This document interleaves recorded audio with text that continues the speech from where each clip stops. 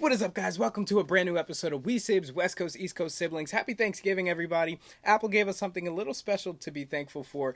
We got the penultimate episode of Season 1. So this is episode 7. Episode 8 is going to be the season finale. Let's dig into it. We'll talk about the biggest takeaways, and then we'll get into some predictions. So I would actually classify this episode as kind of a stepping stone. It really set up everything nicely for the season finale. And so for what it was, I thought it was actually a really good episode. So let's get into the first big takeaway. And that is, guys, they're sowing seeds of division between the Queen Kane, and Tamakti June. And you could kind of see this when they rescued the Queen, which, by the way, I thought was a little bit too easy. I mean, they found her, strategized, and executed said strategy pretty easily. But hey, I guess they got more to show us and they didn't want to spend too much time on that. But anyway, the relationship between Tamakti June and Queen Kane has been stressed now because, like we talked about last week, Queen Kane literally slaughtered her entire kingdom. So rightfully so, Tamakti June's not going to be too happy about that. Neither will his soldiers be. But Queen Kane is really feeling herself. She's feeling confident in the fact that these people are her subjects and that they will fall in line as they should. And so it seems for the first time the wheels are turning in Tamakti June's head that,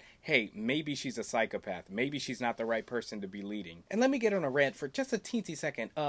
Duh. I mean, King Kane said as much before he died. Plus, there were literally legends, as the Silk Factory owner talked about when he was talking with Queen Kane, about how she would kill people just because she didn't like their smell or didn't like them. She was obviously ruthless and sick. And so it's kind of like, really, Tamakti? It took her slaughtering the entire kingdom for you to realize, oh, you know what, I think we should reconsider the fact that you're queen. But yeah, I mean, to somebody like Queen Kane, Tamakti June saying we need to reconsider your position is as good as a declaration of war against her, because he's saying, the troops are not going to be for this. We've got a perfect substitute in Queen Magra, who is of royal blood, and she's obviously more sane than you are. I mean, as always, guys, sound off in the comments. I want to know, does this make any sense? Tamakti June should have realized this a long time ago, and when he had the chance to vote for Princess Magra before their kingdom got destroyed, he didn't. So guys, let me know in the comments, how do you think this power structure is going to work out? Because we've got Magra and her right-hand man, Boots. His ability to see really gives her the upper hand, even though Tamakti June kind of said,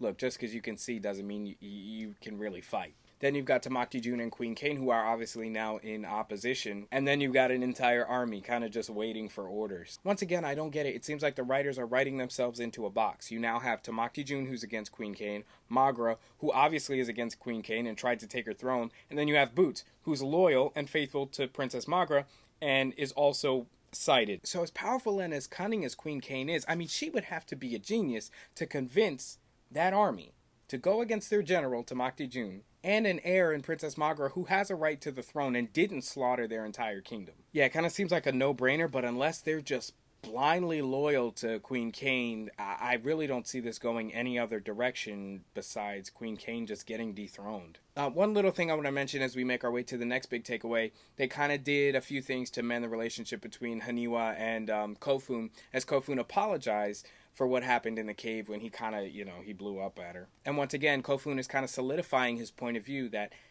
we're sacrificing all this. We've already lost our mother. How much more do we want to give for this guy who our mother hated? She always talked about how bad he was. And then Haniwa came back with a really good point. She's like, look, I know Jerla Morel got on our mom's nerves, but at the end of the day, she saw something in him because she fell in love with him and even ran away with him. And honestly, I get it. They've sacrificed a lot, but at this point, are you really going to turn back because you've suffered so much?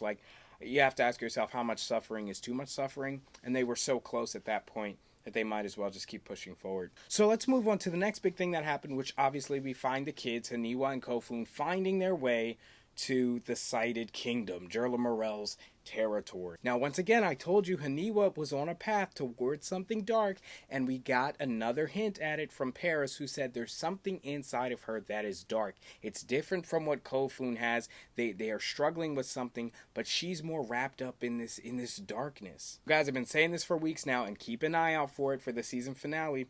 Haniwa is on another level. I think that she's going to be the primary antagonist. If not this season, obviously, they might set it up for next season for her to just be the main villain. I mean, what else can I say? So then finally the kids make their way to Jerla Morel's sighted kingdom, right? They finally made it, and they have to split up with Baba Voss. Baba Voss very cleverly still keeps an eye on them as they go to the sighted kingdom. Kofun, as we see, is very happy to just turn around, go back, and salvage what they have, salvage their family. But Haniwa is driven by this force to see what she's made of, where she comes from, and what her purpose is.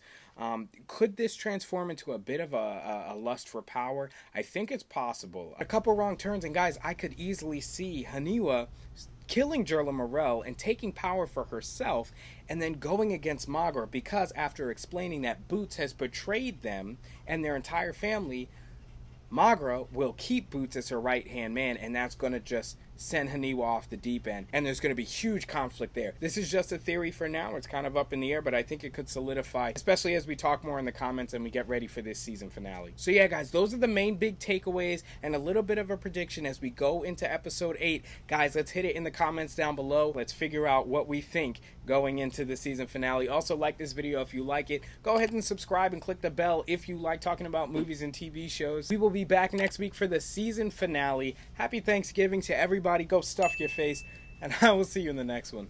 Peace.